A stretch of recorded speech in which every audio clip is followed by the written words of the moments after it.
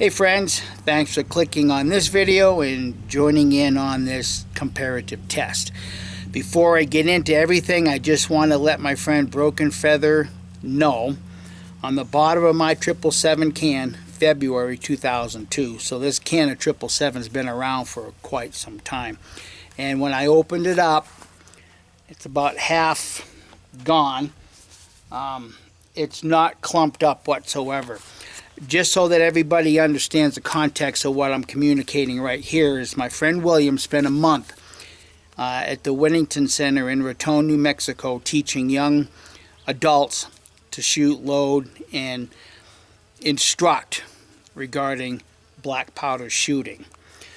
And Hodgson was kind enough to donate 777 for this endeavor, and they went through quite a bit of it, but when they opened up the cans, the 777 was all in clumps. So I was going to let him know when I peeked into this can whether it's clumps or not, and you can tell by the age something changed, because if it's clumping up now and what I've got is not clumped, something definitely changed in the manufacturing process. At least that's what one would be led to conclude. So with that out of the way, the purpose of this video is I want to compare what 30 grains of static weight of 777 versus my Mosquite Mullen with a settled charge.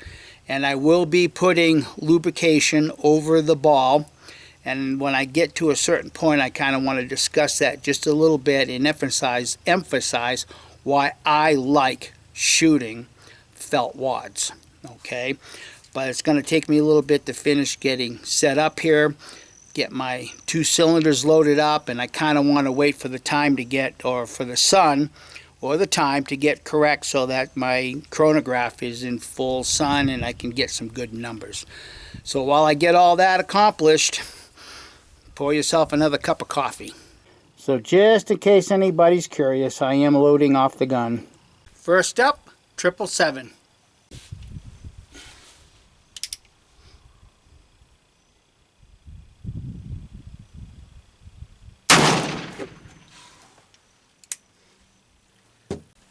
$1,042. So I want you guys to take a look at what that shot did to the grease that was on this cylinder, just like these, and the one next to it. Now I don't doubt for one moment that some of that grease has pushed into that chamber and continued to seal it off. I don't doubt that a bit.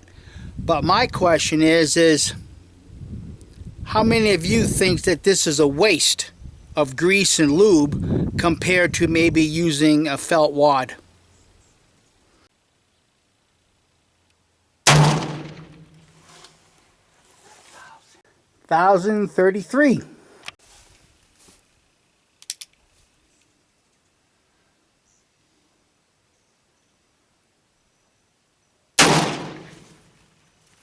$1,010. And as you can see, the first shot went low, second shot hit the bullseye, and the third shot went low. So you can see with this particular gun, the more powerful it is, the little lower it does shoot.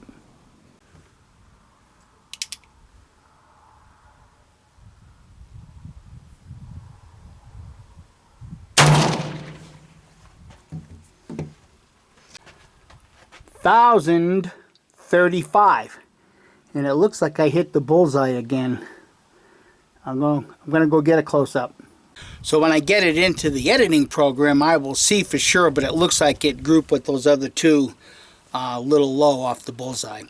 All right, let's get another number.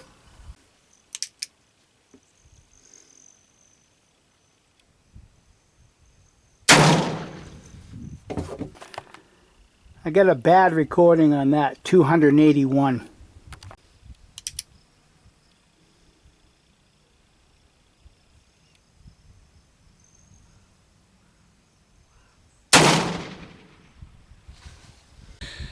$10.19.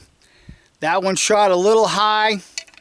I changed my point of aim. The previous shot in the bullseye, so I'm going to run a cleaning patch down the barrel, swap out cylinders, and continue on. This time it'll be my blended Mosquite Mullen. It's a 2-to-1 blend, and let's see what numbers we can record. And I did pull my chronograph into the shade while I do all this to cool down the electronics. So before I run a rag down there, that's 6 shots with 777. I'd say it's pretty dirty gunpowder, but if you're looking for a high velocity, that might be the game. Or if it's the only thing you can get your hands on, it's really nothing to sneeze about when it comes to velocity. But that's how dirty it is. Round 2. 30 grains settled of my Mosquite Mullen blend. Now remember, I've already shot this and recorded some numbers in the 900 feet per second, so I really don't expect any different at this point, but I'm just curious as to how it would compare to the 777.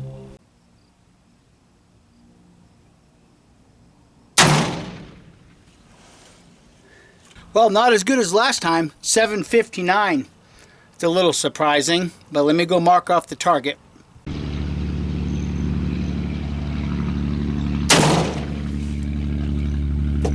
Get a little close to the camera, the breeze is picking up, but that shot was 591. I'm putting everything right into the bullseye just like I did the other day with this particular gunpowder. I'm a little surprised about the numbers, but I'm thinking it's the angle of the sun and or the chronograph itself. But at least I've got numbers with that 777, and basically that's what I'm really after, because I have a point to make with that at the end of this video.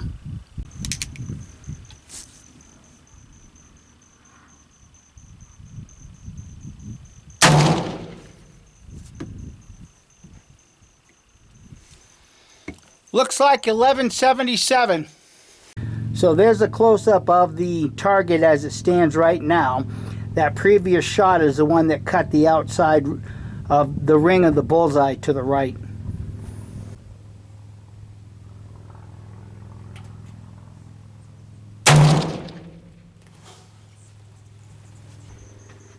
.882.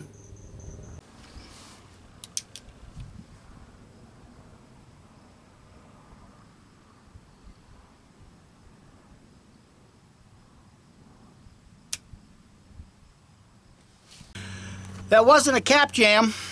Cylinder still loaded. That was a dud of a cap. Yep, that was a dud.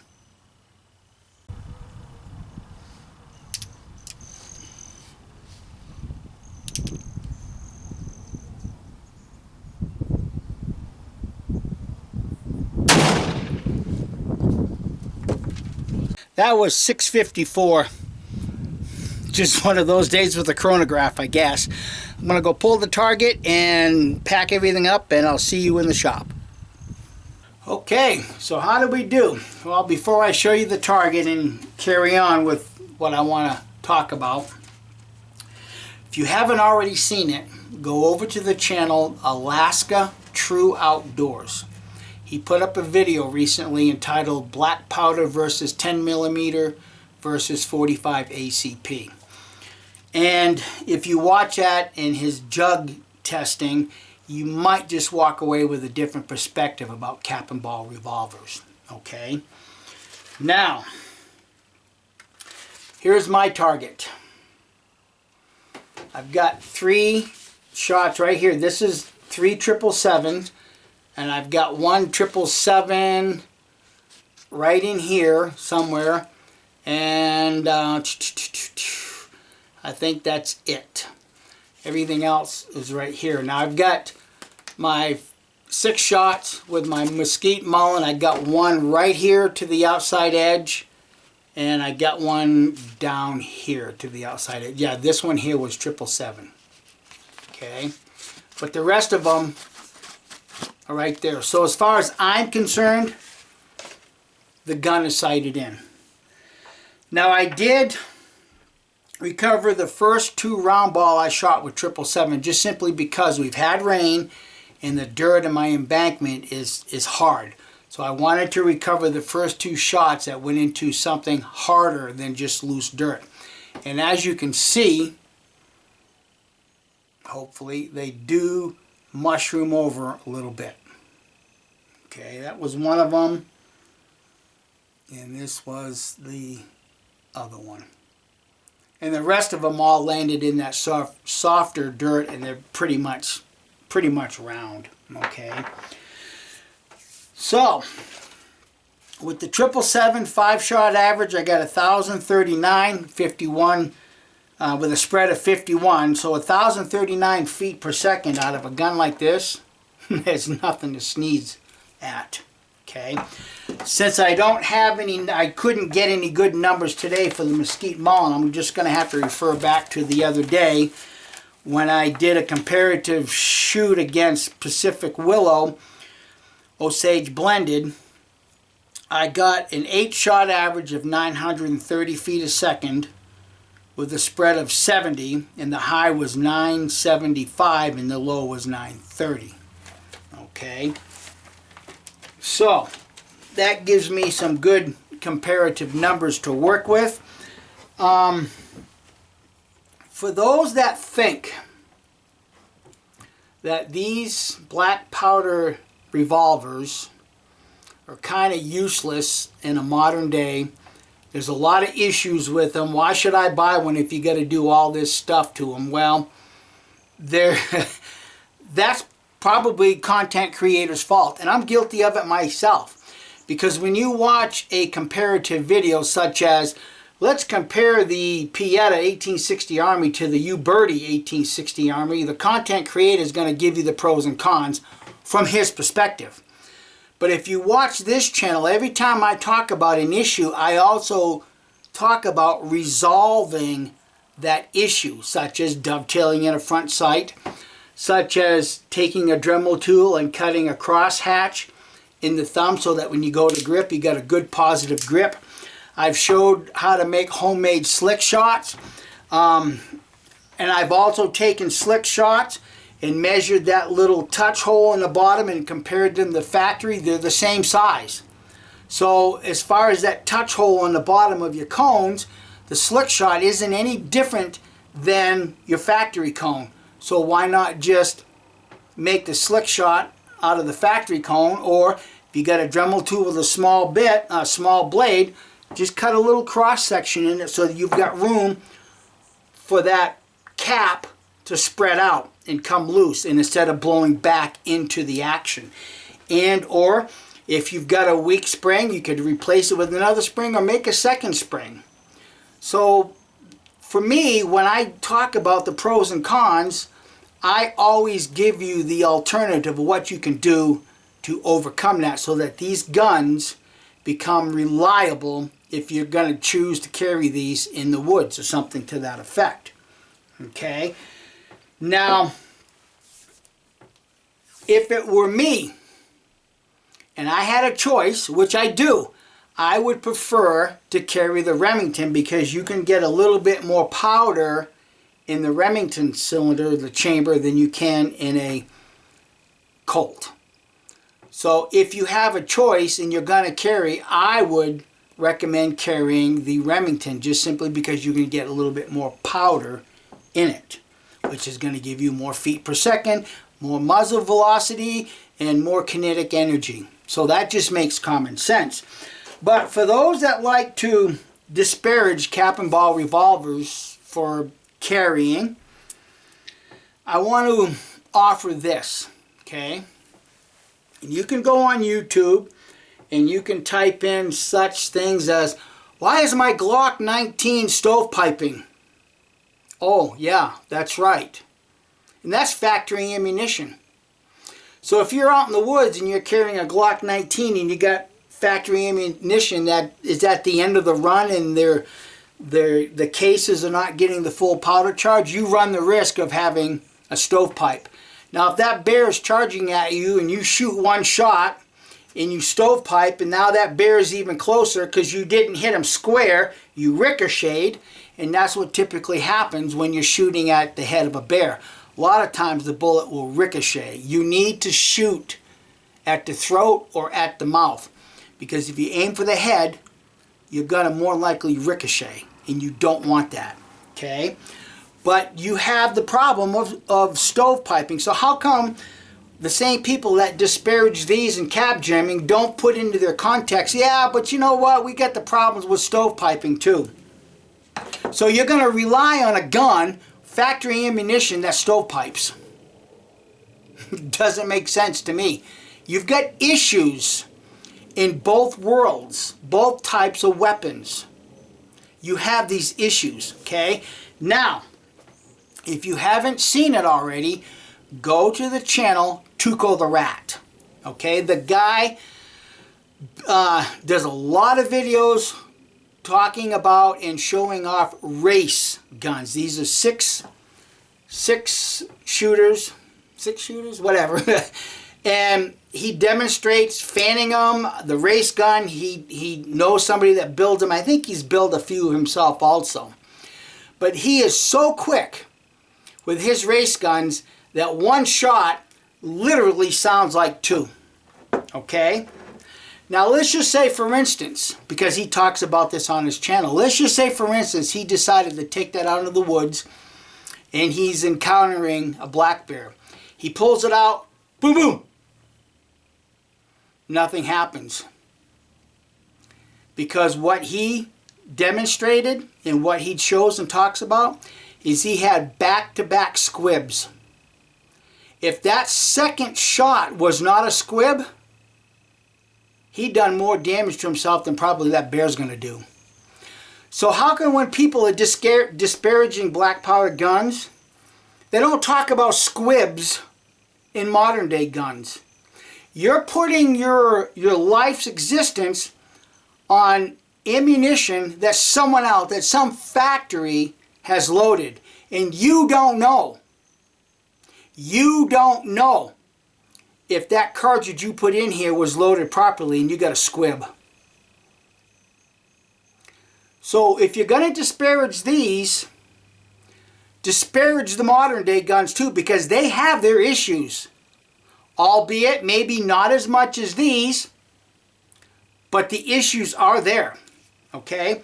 Now I got another story. If you're not familiar with Chad Prather, he was one of those influenced that went to Washington and got that binder of the Epstein files, which, you know, the government made a fool out of him and all them other people that were there, thinking they're going to get the Epstein files. And if you don't remember that, he just recently ran for governor in the state of Texas. Several years ago, he was doing a video talking about a friend of his who suffers from depression. And Chad mentions that he suffers also. And his friend, unfortunately, decided to take matters into his own hand, and the cartridge was an absolute dud. Think about if you were in a life and death situation with a bear coming at you and that shot was a dud. What if it was in a semi-automatic? You'd be fumbling trying to get the next round in there while that damn critter's coming at you.